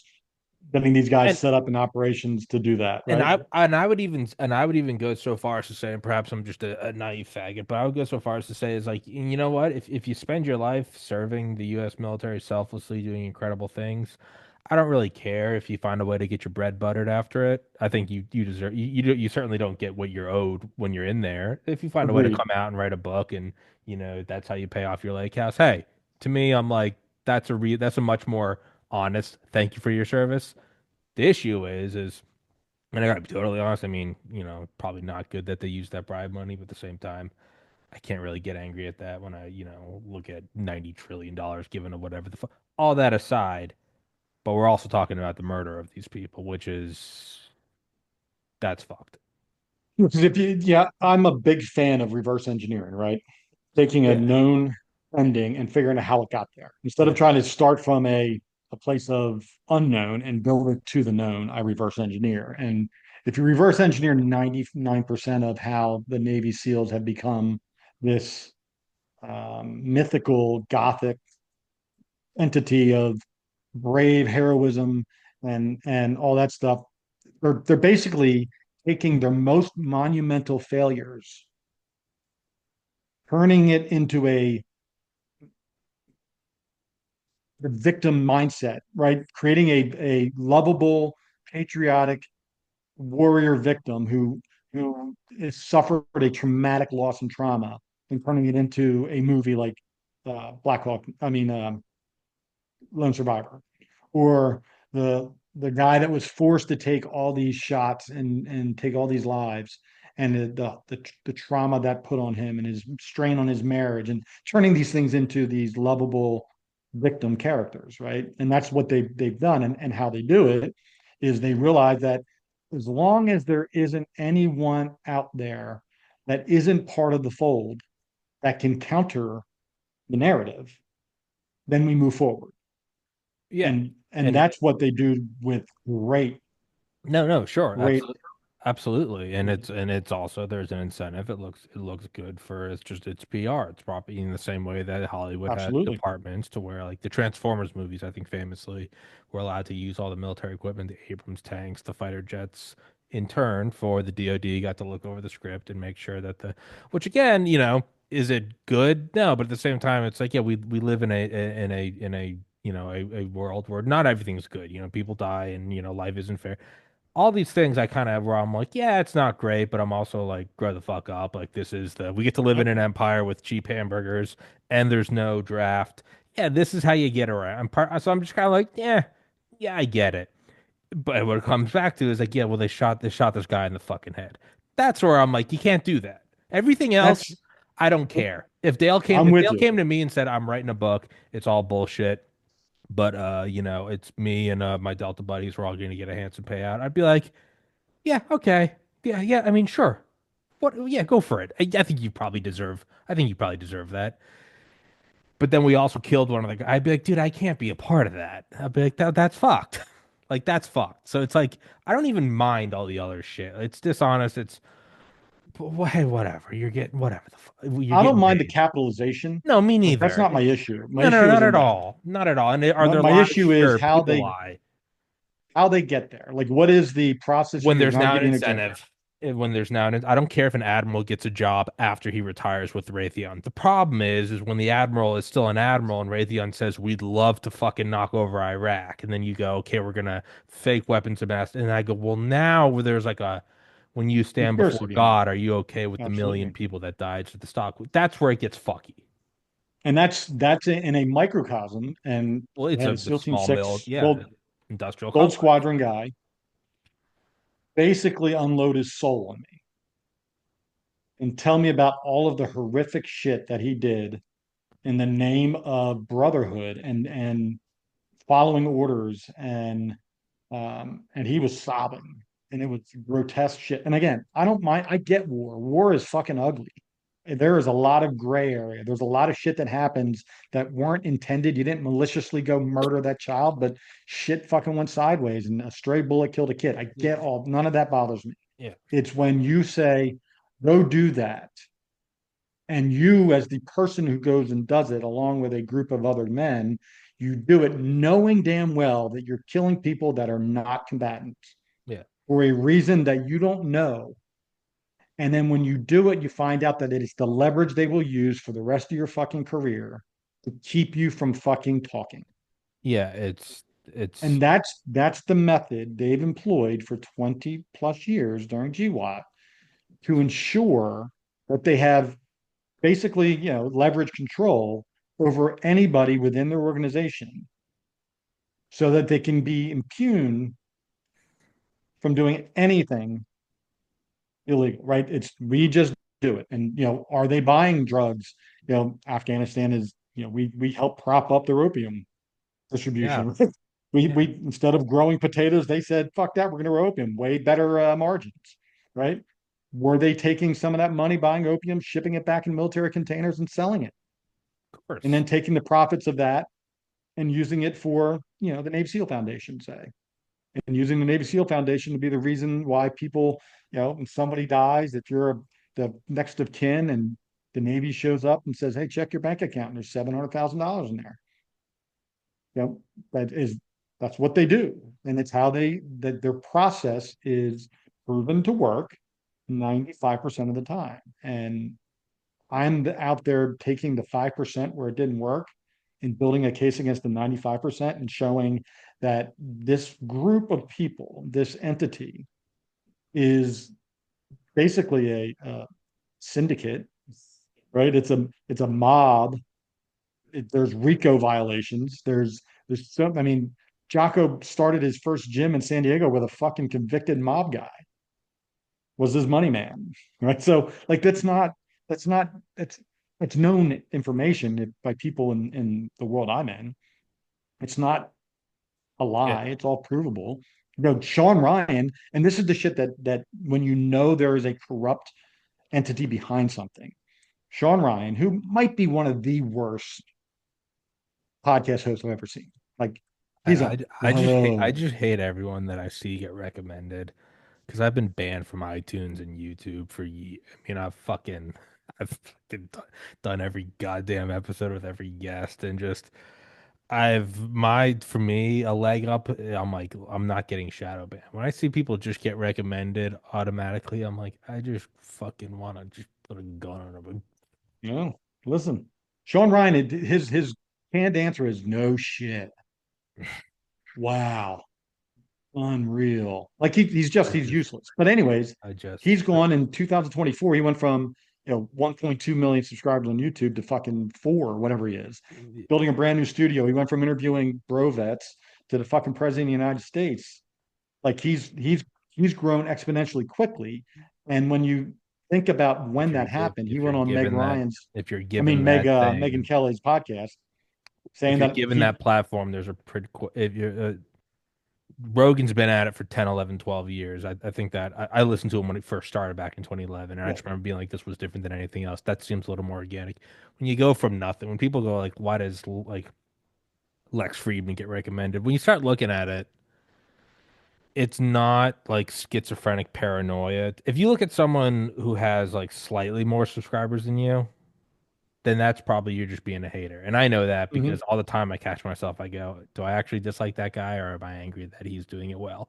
When Right. you see someone who is functionally brain dead and they go Yes. from not a negligible amount to a legitimate, you think the CIA, you think the NSA, you think the National Security State, you think that they just watched mainstream media lose its audience and go, guess we don't control the media? Or do you think these Dude, fuckers who are type did A you fucking listen to me on a personalities podcast? no, I'm just it's a natural conclusion to go. Yes. I bet they would probably I don't know put their dick We got in to all go of where the they are. alternative. You don't think they're fucking Right. involved in TikTok or why wouldn't they be? And I don't even fault them for it. But that being said, understand when you see a guy come on and they they do a bunch of filler episodes and then they conveniently address a topic that needs to be shifted and they all have the same take on it. Hey, the CIA didn't just go, well, shucks, boomers only watch our news, not kids anymore. Guess that's it, guys. American Empire's over.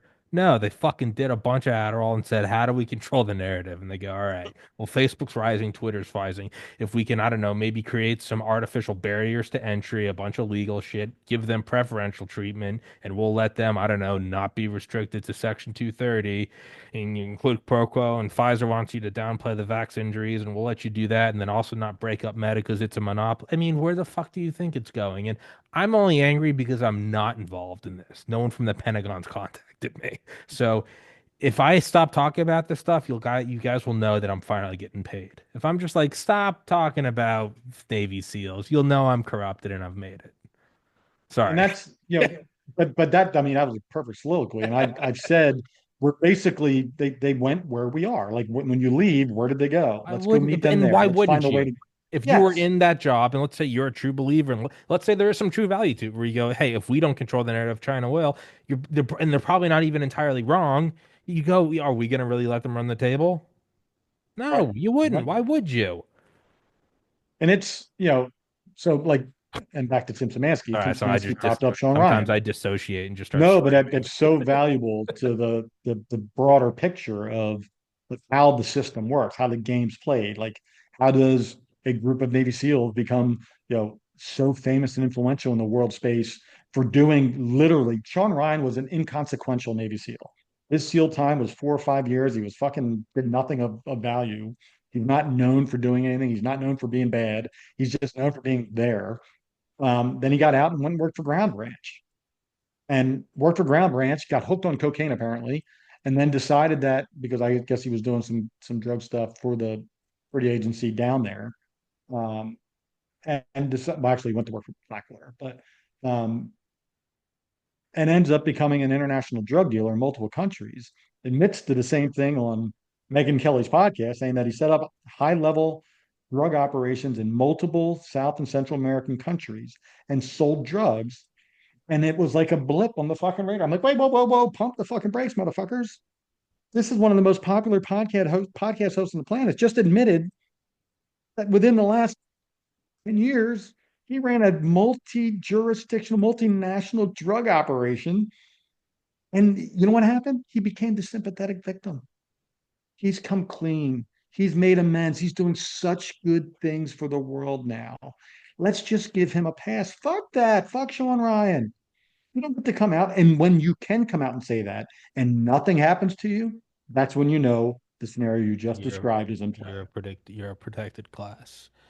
Yeah, And that that goes and if you look at the people behind him, they're the same people that have been behind every single failure and cover up in the last 20 years. you And know, ask yourself, why did Jocko choose now to sell his kid's book? The the Way of the Warrior Kid or yeah, something it's yeah. called. And 80 some $1 million to Stargate or Star something film production company with Chris Pratt's going to play the leading role. He's getting out. He's cashing out. He knows that his star, the thing, there's a lot of shit about Task Unit Bruiser that is going to come out about deaths within the team that do not reflect the truth, kind of in the same vein, but worse as Pat Tillman. And how they said it was, he was killed by in combat, but it turns out it was friendly fire. Um, and they covered that up. The Army did for a little bit until he got caught. So it's there. There is and listen, again, I don't give a fuck about Marcus Luttrell. I don't give a fuck what he did on that mountain. I don't care about any of these people And no, and what they did. yeah, no, you and I But I agree on will like, talk about it yeah, until Throat's case gets reopened and it becomes murder. yeah. The That's problem it. is that there's actual there's actual like, fucking like sin and crime. Again, like all the other shit, I don't care about. I really do view it as like, hey, these guys are getting paid. We certainly don't pay him enough, right? I don't think Dale was ever compensated what he should be, right? For the thing, the But they'll selfish. they'll never struggled with finding ways to capitalize on the shit that he's good at. No, no, and that's Yeah, incredible. But my point is like, yeah, I don't. And even if none of it was true, even if he really wasn't the American badass, if he was just selling books, and I'm like, they're all alive, but I'm like, what do I care? He went out and got, hey, right. hey, go for it. You're allowed to fucking do that. There are a lot worse ways to make money. It's when it kind of when it gets back to this shit where it's like when it's the road to hell is paved with good intentions. If it starts with, hey, this goes to the if it was purely it went to like the Navy SEAL Foundation and they pull you and they take your phone, they throw it in a Faraday bag and they go, come talk with me and they go talk to you in the woods and they go, listen, the U.S. government's never going to give these families the money they deserve because they're a bunch of fucking pedophiles. So what we did is we took some of the opium, which was going to be grown anyway, and we cashed out. And you know what? We bring back $1 million. We skim off the top 50 grand for ourselves, but then 950 grand go to the kids, these fallen guys, because the U.S. government won't do it. Not only would I be okay with it, I'd kind of be inspired. I'd be like, that's hardcore. You're taking care of your people. But it doesn't seem like that's maybe how it starts. And then it goes to X, Y, and Z happens. And so, yeah, we have to shoot the guy in the head. I'm like, well, now you've crossed over to the dark side. Well, if, I mean, look at Bill Gates or his foundation or Yeah, Clinton yeah, Foundation. I mean, you exactly. look at the It's, money. They'll give $50 billion to some noble cause that helps change the world for the better, while spending $3,000 billion yeah, on killing people. yeah, Right. So yeah, there's yeah. they I bought laptops from inner city school. You're like, that's incredible. And it's like, by the way, did you give AIDS to everyone in Nairobi? right. Exactly. Right. So that there isn't just a simple linear pathway for all of this. And it is there are blueprints on how to do this, right? There are organizations that have been successful at doing this, and there is a lot of overlap and um, sharing of information between agencies and organizations and groups on how to accomplish that, as long as those agencies, organizations, and groups all benefit from it. And my goal, my only goal, is to solve Joe Price's case and get it changed to murder at a bare minimum, and then hopefully find out and prosecute and convict the persons who did it.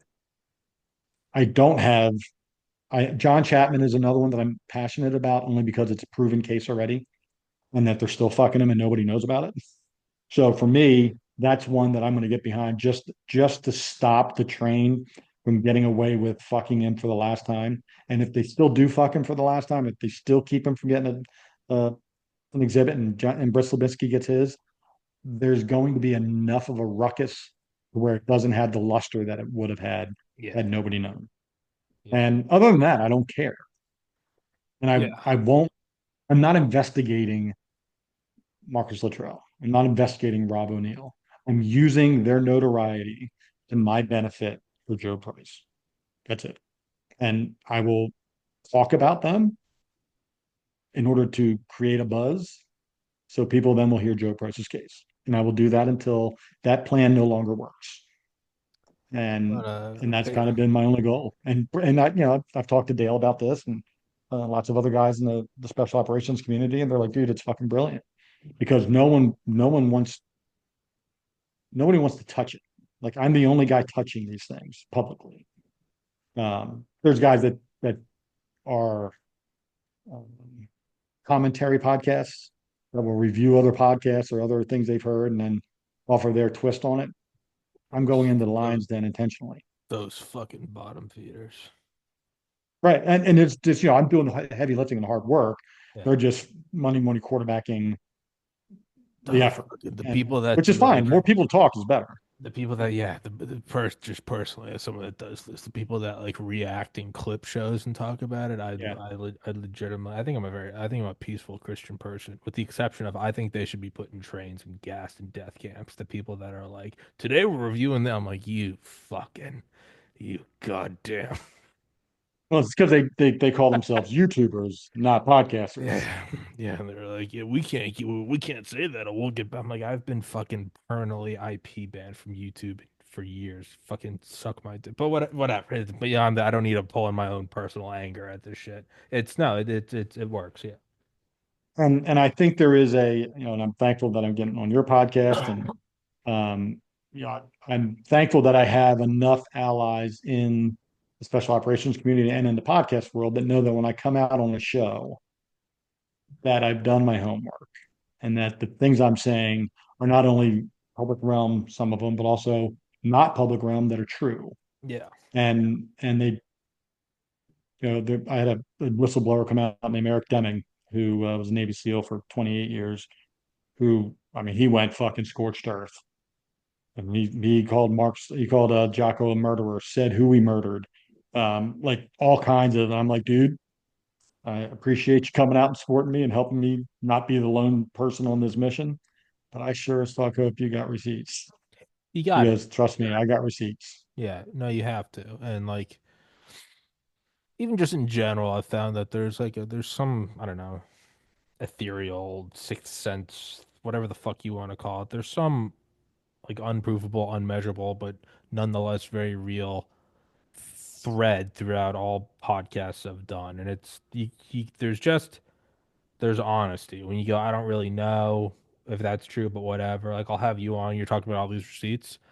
I'll have on someone who fucking, blames everything from the dawn of time till now on the Jews. And like I'm like, I don't know if I really believe that, but I also think it's kind of funny. So people are like, why do you have him on? I'd be like, it's not funny. But like, Right. you know, and like I'll have on everyone. Sometimes I've had people on and years later I go, oh, that guy was absolutely running the table on me. He was pushing this or he was lying about that, or I was such a naive cocksucker and I was just, fanboying to have on a guest. But even for me personally, I know that if at a later point I come out and I go, yeah, I was pretty stupid back. There's just people can detect it, whether or not they can see it. There's just I found that just the average person does have it where they can just so like even now doing this, I'm like, yeah, I would get a good feeling from you. And again, if Dale vouches for it, it's all good. And if one day it comes out that you're full of shit, I'll be like, hey, listen, I don't fucking know. And if it's not, and if one day I come out full of shit, you go, hey, my buddy Dale said this guy was good, and wanna but even just that level of just like humility or on it, or when I do have insane shows, we're talking about, the flat earth, like, at the end of it, I'll be like, I'll be honest, you didn't really change my opinion, but like I did have a good time. I did a flat earth episode. That was one of the funnest fucking shows I've ever done. I was just laughing. It So was We were fucking I, just vibing. The guy was hilarious. He was very aware of his like the funniness around it. But my point is like with all of this, there is a level of genuineness. And then if one day you're wrong, where you go humility, you go, hey, I was a dipshit. Or you just go, hey, I used to believe that, but then I grew up and X, Y, and Z happened. And I found that people can pick up on it. And I know it's kind of like a cheesy Hallmark way to sort of like cover this whole episode, but like it does. I'm not going to say everything evens out in the end because life is very unfair. Not everything evens out in the end of a in a human lifespan, but on a long enough lifespan, it actually does kind of all come out in the wash. Sometimes it takes 1,000 fucking years. Sometimes you burn an astronomer and it takes 500 years later, and they go actually, hey, you know what? The Earth does revolve around the sun. There is just, and I can't put a word on it, but there is just like there's a thread. There's some sixth sense. There's something where people can just, and it's not something you learn. It's your gut instinct. It's the dog who knows when something's wrong kind of thing. Where you go, yeah, no, something feels off. And it might seem like forever because we have these short human lifespans and shit. 2002 to now, that's 23. You're like, Jesus, that's fucking a lifetime. Sure, and it might take double that, 46, maybe quadruple, maybe it takes 92. But eventually, if there is horseshit being peddled or if there's fuckery afoot, it does eventually, and it's not on our timelines, it's on a much longer timeline. It does, you see the backside. Like right now, like they take pictures on the moon, like China took pictures of like the US like lunar lander from Apollo, and it's like I've had like moon landing faker friends that are just like, I'll be fucked. There it is. And it's like that it took 60 years, but they go, Jesus, okay, no, I guess we went. It all comes out, and then other shit like JFK. It's been 62 years, and it's now a greater percentage of the population than ever before. Is like, wait, wait, wait. So my point is like, no lie holds up permanently, and I don't know if that's because God has a sense of humor or if it's just coded into the fabric of our reality. But the horse shit eventually comes out. So I guess that's why I'm like, I think, what I was trying to, I guess some of the oh, point I was sorry, trying yeah, to I was make just is about the ranting. lies and the Yeah. cover-ups is that they don't care. At some point in time, they don't care And if, they know it will come out, and they don't care because right. they know we have human lifespans. And if we don't address it Yeah. because we're too big and it's too Yeah. unimportant for us to have to deal with, people and the news Eventually, cycle will yeah. just pass it by. You might get up Right. at So 90 that's to just be the way like, it is. yeah, whatever you got me. They're pieces Yeah, of and they shit. don't care though. And No, no, they don't. that's No, the no. part No, that you're is right. frustrating. Okay, no, But I see what you're saying. Yeah, no, they also know that will all come out, and they don't give a fuck because there's a shelf life, and in that shelf life, they can make their money. and they know that, and I've got a couple aces up my sleeve that I'm hoping I don't ever have to use, but I will if I need to. Um, when it's all said and done, I only care about Joe, and I have enough evidence to show any court, any judge, military, civilian, doesn't matter, that he was murdered. And they will all go, yeah, definitely fucking murdered. I don't care. I don't care about who did it per se, because my only goal, the only promise I made was to remove the shame that his father felt. Not because he believed his son committed suicide, but the shame that comes with suicide Sure, and being a parent of someone who supposedly committed suicide. sure, People look at you different, sure. and their sadness for you is mixed with shame and questions Yeah, and like so. I wanted to remove that for him. yeah, So does that mean his sister doesn't want to see somebody hanging on a fucking side of a bridge by their fucking balls? No, she wants that. yeah. And yeah, you're allowed But to I feel that. personally, my mission in my soul ends when I get that changed. Yeah, Doesn't mean I'll stop. It just means I know that I've done my part. you've done your yeah. And and I think we'll get there. I really do. And if it takes a movie, a documentary coming out that's on Netflix and 20 million people watch it, and that's what forces a congressional hearing and forces X, Y, and Z to happen, and the DOD steps up and says, okay, here's some NDAs, sign these motherfuckers. We'll take care of this, this, and this. You'll never speak of it again. We'll never speak of it again. We'll never admit it ever actually happened, but it'll be done. then that's fine with me. Like that's where I see this going. I see it being more of a you well, yes, that was fucked up and that was fucked up and that was fucked up, and we'll admit to that and we'll change things with a stroke of a fucking computer stroke from suicide, click the box for murder, and you're gonna sign this NDA and you're never gonna speak of this shit ever again. I'm cool. Yeah. I'm fucking tired. Yeah. Right? No, yeah, I'm no, six dude. years into this motherfucker. I don't need any more. Yeah. Um, but I will go as far as it takes to get to there. Yeah. Yeah. And I just, when the movie does come out and there's like a 10-second scene with me, I would just like to be played by like Brad Pitt, or like Brad Tom Pitt, huh? Brady, just somebody tall and handsome, like not somebody that doesn't look like I'm short, pale, and Irish. Just I give me was gonna some, say Matt Damon, but I yeah, don't know. I don't know, just get no, get someone that's like comically not me. Like a tall fucking fit like soccer player. Get like Like John Ronaldo. Fetterman. Oh yeah, or get Fetterman to play. Just be like, and then there's the podcaster and be like, man, Tommy really is a fucking piece of shit. That guy's like 6'8". Just like totally not That's why he me. has the camera so high. Yeah, yeah, exactly. Like man, I'll be like, look at that. That's Tommy. They'd be like, you're a real sack of shit.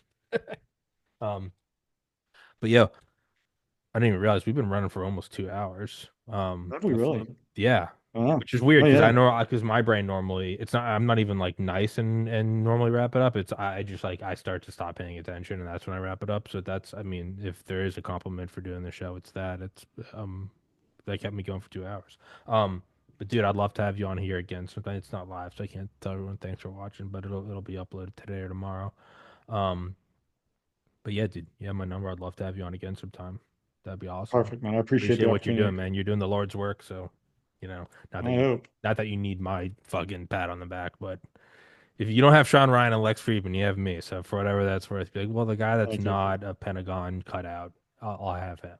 And that as just toil in obscurity forever, that's once I get 10 million subscribers and I start talking about how maybe there were WMDs in Iraq, unsubscribe from my show. Be happy That's for it. me because it Yeah, means I finally got paid, but it also means unsubscribe from my show because now it's propaganda. That's what I always tell right. people. One day when you see Oh, me and by the way, I like am not suicidal. No one in my family is suicidal. My brakes work fine on all my cars. All of our hearts work great, and none of us want to die. So I'm taking it differently. If you kill me, you're gay. Just know that whoever killed me fucking jerked me off before it, so that's on you guys now. Actually, you know what? If you kill me, Dale's coming after you. yeah, I let's get this probably guy that, to have me tuna. that's like the realest like deterrence I have. I'm like I have the only person that I bet some of them are scared of. Like he will fly from Bali to wherever you He will. are. The last thing you'll see is a handlebar mustache. That's a Done. Done. super tan. Yeah, Dale's like you fucking mess with my retarded podcaster friend.